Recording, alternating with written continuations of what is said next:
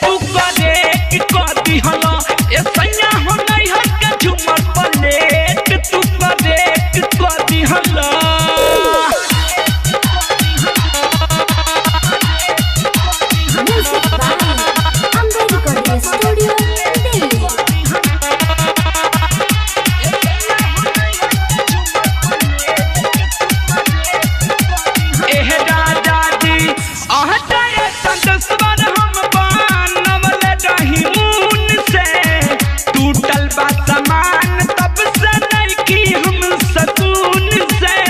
हे राजा का बताई हम चंदन लखिंदर हम बनवल रही ऊन से टूटल बा सामान तब से नइखी हम सकून से